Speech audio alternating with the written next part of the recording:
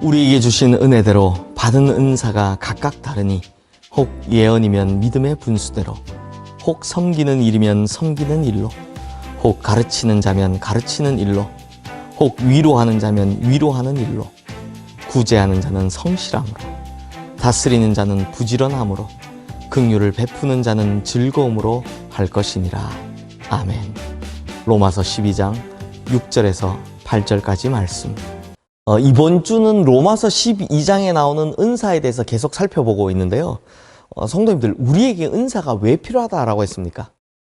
하나님의 일을 하면서, 하나님의 사역을 하면서 기쁘고 즐거워야 하는데, 또 보람이 되어야 하는데, 이상하게 부담이 되고 막 맞지 않은 옷을 입은 것 같은 느낌이 들 때가 있습니다. 그리고 열심히는 하는데 뭘 해도 잘 풀리는 것이 아니라 꼬여가는 느낌이 들 때가 있습니다.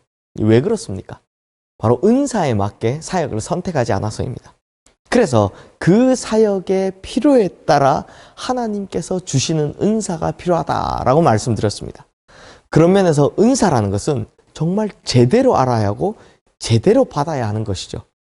그래서 오늘은 먼저 네 번째 은사, 오늘 본문 8절 말씀에서 가장 처음에 나오는 위로하는 은사에 대해서 말씀드리려 합니다.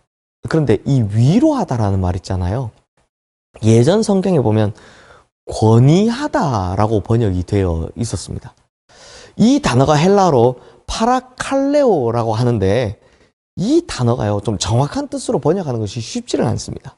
그래서 개역개정 성경에는 위로하는 은사, 공동번역 성경에는 격려하는 은사, 세번역 성경에는 권면하는 은사라고 이 다 각각 다르게 번역을 하고 있습니다. 그리고 이 단어가 성경 다른 곳에서도 각각 다르게 번역이 되고 있는데요. 어느 곳에서는 소환하다, 어느 곳에서는 초청하다, 어느 곳에서는 구하다, 간청하다, 또 어느 곳에서는 위로하다, 격려하다, 권면하다, 이렇게 각각 다른 의미로 번역이 되고 있습니다.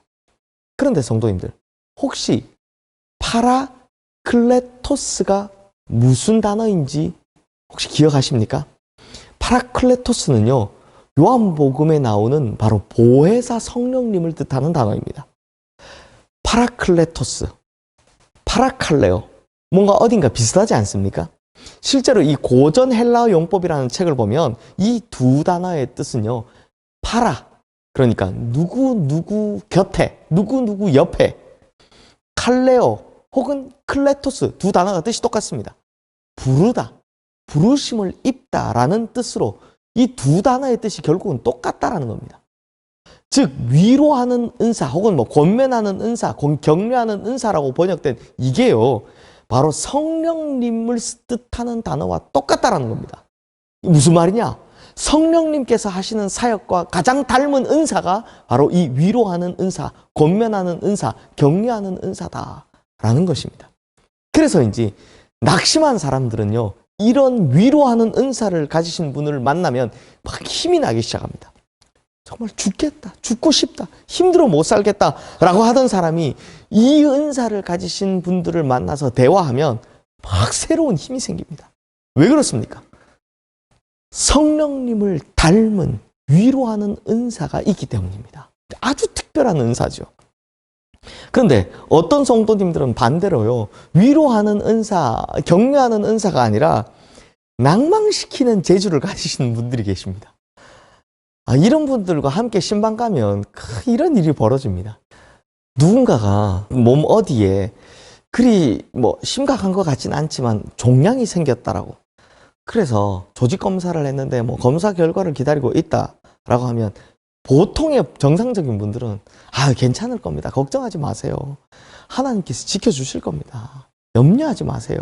염려하면 오히려 몸 상합니다. 힘내세요. 괜찮을 겁니다. 이렇게 용기를 주고 막 격려를 합니다. 그런데 낭망시킨 재주를 가지신 분들을 보면요, 막 이런 괜찮을 겁니다 이렇게 목사가 이야기하고 있는데 그 말을 다 끊고 확 끼어들어선, 아이고 우리 집에 있는 우리 집안 어떤 사람도 똑같은 증상이 있었는데 2개월 뒤에 암으로 판명 나서 죽었다고, 이런 이야기를 하는 겁니다. 하여튼 이렇게 초를 치는 거죠. 그러면 그 신방받는 분들 얼굴이 어떻겠습니까? 얼마나 사색이 되는지요. 목사인 저는 안절부절하게 됩니다. 딱 봐도 이게 얼굴에 기분 나쁘게 눈에 보이는 거죠. 사랑하는 성도님들, 우리는 위로가 되고 힘을 주는 말을 해야지 괜히 남의 힘 빼고 마음 상하게 하는 그런 말 할 필요가 없습니다. 만약에 생각해 보십시오.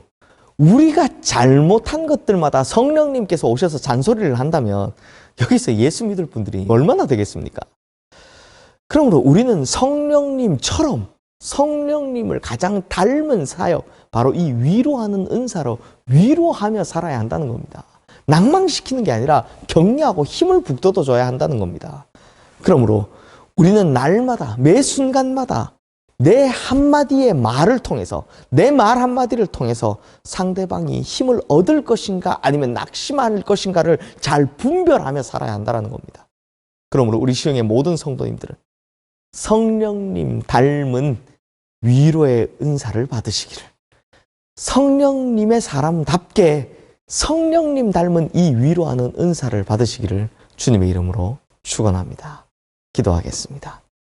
주님, 우리 입의 말에는 참 권세가 있어서 사람을 살리기도 하고 혹은 죽이기도 합니다. 그렇다면 성령님께서 위로하고 격려하며 사람을 살리시는 사역을 하시는 것처럼 우리 또한 성령의 사람답게 성령님처럼 격려하고 위로하는 은사를 가진 이들이 되게 하여 주시옵소서. 제발 이 입술로 사람을 낭망시키고 사람을 절망시키고 사람 속상하게 하고 사람 죽이는 일 이제 그치게 하시고, 이제는 위로하는 은사를 입에 담은 사람처럼 격려하고 위로함으로 사람을 살려가는 용기를 주는 사역하는 그런 모든 성도님들 되게 하여 주시옵소서. 예수 그리스도 이름으로 기도드리옵나이다. 아멘.